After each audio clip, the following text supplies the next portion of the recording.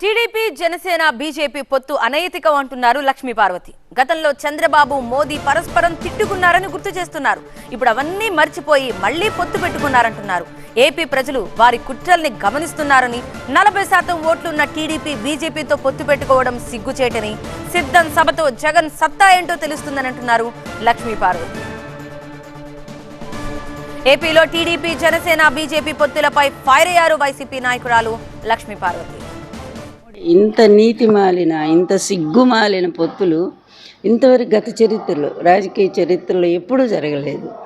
ఎందుకంటే ఒకవైపు మోడీ ఏమో ఈయన దొంగ, లూటీదార్, చోర్ అని చెప్పి ఆయన తిడతాడు.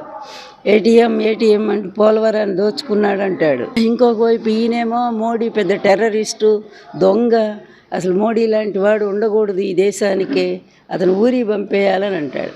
ఇద్దరు భయంకరంగా తిట్టుకుంటారు ఆ స్నేహం పోయాక. మళ్ళీ ఇప్పుడు బాయి అని కలిసి చూసే జనాలు ఏమైనా చెవుల్లో పూలు పెట్టి కూర్చున్నారా? అంత చేతగాని వాళ్ళ ఆంధ్ర ప్రజలు, చాలా చదువుకున్న వాళ్ళు, సంస్కారం ఉన్నవాళ్ళు, అన్నీ తెలిసిన వాళ్ళు, రాజకీయాల్లో పండిపోయిన ఆంధ్ర ప్రజలు ఈ పొత్తును చాలా అసహించుకుంటూ ఉన్నారు. దానికి తోడు చంద్రబాబు నాయుడు తన బలహీనత ఏంటో బయట పెట్టుకున్నాడు.